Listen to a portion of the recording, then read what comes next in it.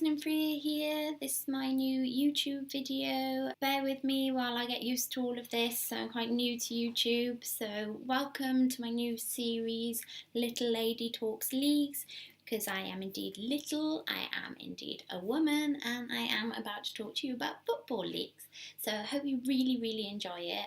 A little bit of background information about me. I have loved football since I was like really little, even smaller than I am now. It is entirely possible. So I have supported my club since I was really small. That's because of family members, really. And interestingly, half of my family support one team and another half of my family support another. Probably they're rivals, so it makes for quite interesting family time. The reason I'm not saying who it is that I support is because I think it'd be really cool if you guys put me a message or a comment on Twitter, on Facebook, or even below who you think it is as the series goes on that I might support. Whoever gets it right, I can mention you in a future video. So yeah, hit me up. Let me know who you think it is that I support.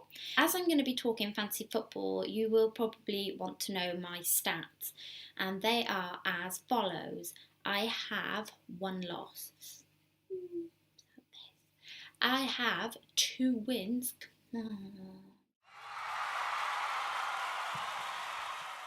Actually have a magical unicorn.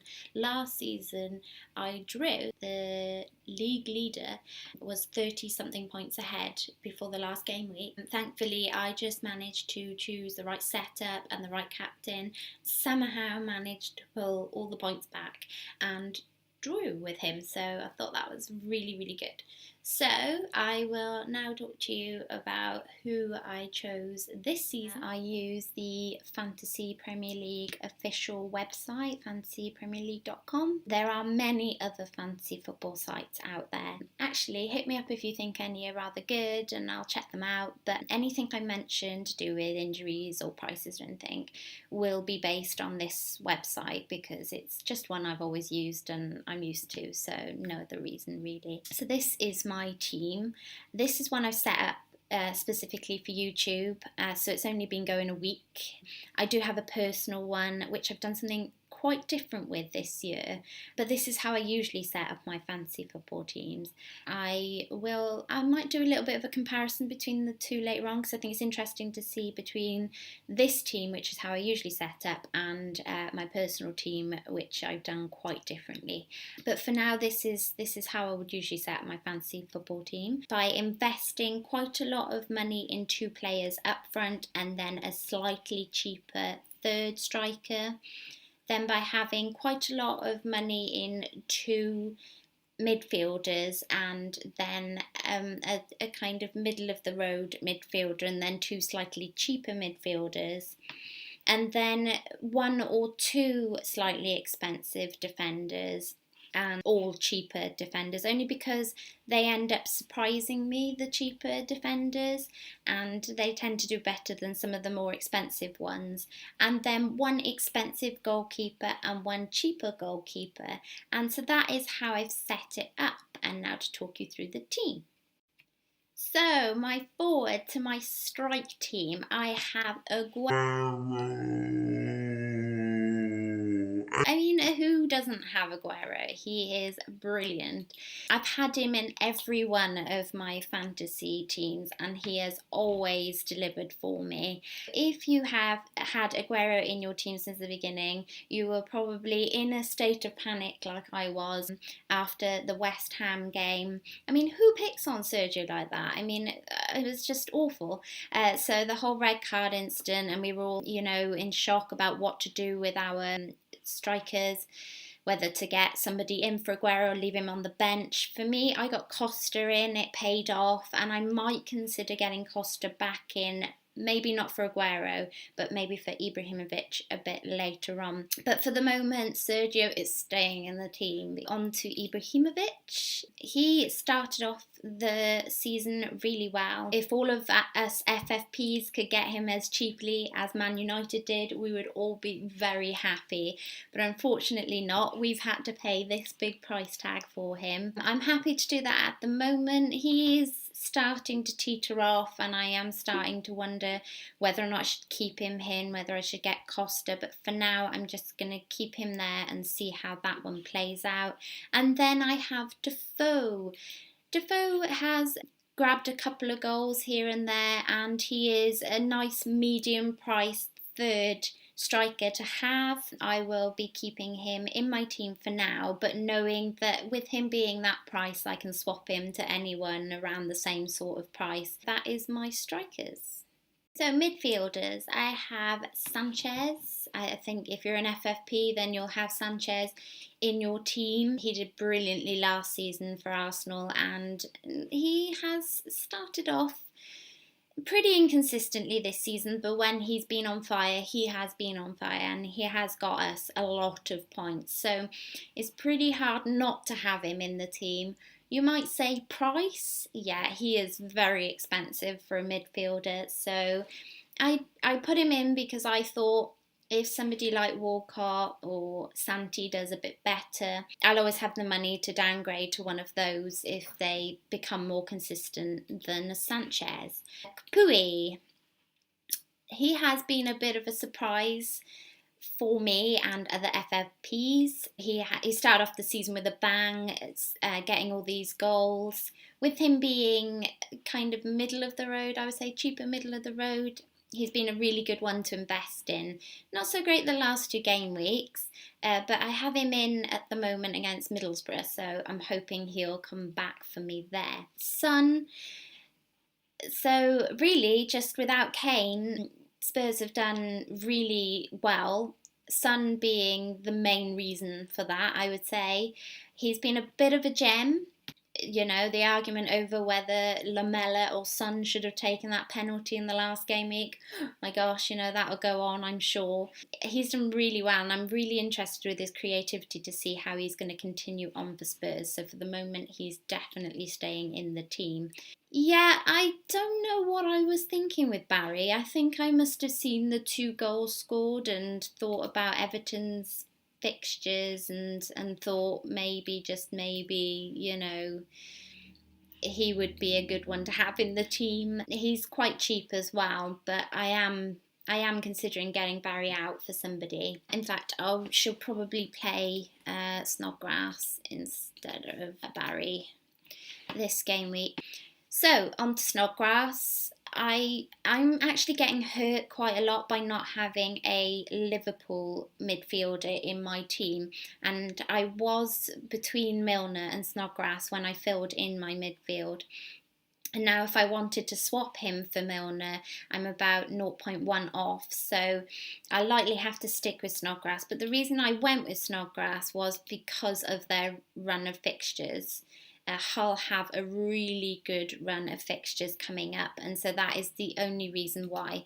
So I might have to consider getting a Liverpool midfielder in for somebody else if Liverpool continue to do really well, which I think that they might. So that's my midfield. Defenders. Starting over here, I have Blind. Man United started off the season really, really well. They got a couple of clean sheets in a row. Blind is a defender that is quite attacking. You'll sense this with my defenders. I always tend to choose more attacking defenders so that they have more chance of getting extra points. If they get a clean sheet, they might also steal an assist, or they might steal a goal. So that's my thinking with Blind. Gibson, I've put him in this game week because he's against Watford. They have not had too many clean sheets this season, Middlesbrough. Again, he is definitely a slightly cheaper defender that loves to get forward and so has this potential to get me lots of points. Macaulay has done really well. The last couple of game weeks he hasn't been brilliant, but the first 4 game weeks he did really well. Hopefully his form will come back. I'm not sure where his fixtures is. Yeah, he doesn't have a great run of fixtures, so that'll be quite interesting. He might spend a lot of time on my bench. Bertrand is definitely one of those ones in the last 4 game weeks that has come back with a bang. Didn't do so well against Arsenal, but definitely did well against Swansea and West Ham and Leicester. I think their fixtures are pretty mixed, so he could definitely be one to watch, and he is definitely an attacking defender. Lastly, on my bench this game week, I have Luton. They've had a couple of clean sheets, Burnley, this season. I put him in really at the beginning just because he was quite cheap and I wanted to see how Burnley were going to do. So that is my defence. So goalkeepers, I have Pickford in my team. He has been pretty consistent for me since the third game week. He's got me a pretty steady run of points, especially for a cheaply priced goalkeeper.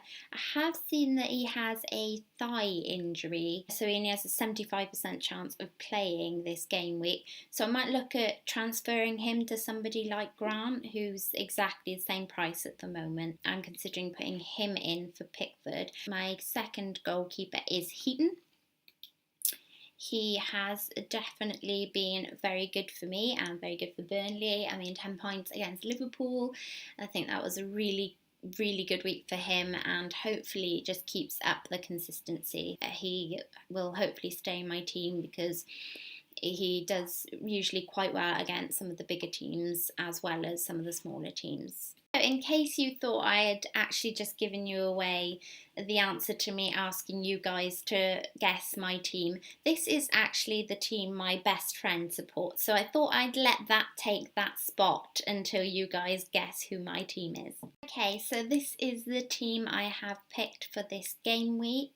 As I explained, I might get Grant in for Pickford. I'm still deciding on that one. If I do, I may well play Grant. As I've spoken a lot about the setup of my team and who I've actually chosen this time around my video, I won't go into too much detail why I've chosen exactly who I've chosen this game week, but if you guys can help me out with who to captain, I would be grateful, because I am stuck between whether to choose Aguero, Son or Sanchez.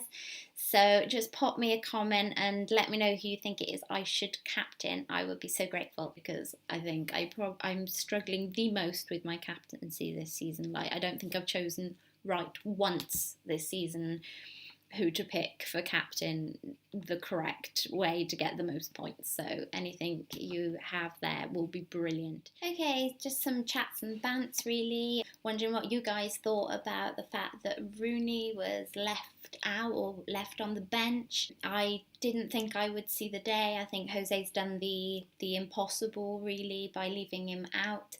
I thought maybe he wouldn't be left out unless he went on to a new team or retired. What do you guys think about that? I mean, do you think Rooney will get much game time now, or is this, the end of Rooney at United?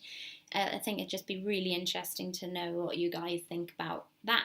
Players to watch and keep an eye out. Shaqiri is back from injury. He was doing really well before he got injured, so I think that he might be one to watch, so keep your eyes open for him. And Nautovic has done really well in the internationals, so I think that should he continue that form in the Premier League, because he's been a little bit hit and miss in the Premier League, but if he's found his stride now, he could definitely be another player to keep your eyes open for your fantasy football. On that side note of internationals, if you have any players that have gone away, especially some of the players that have gone to South America, for instance, and have got long journeys, they may well get rested when they come back after this 2-week break.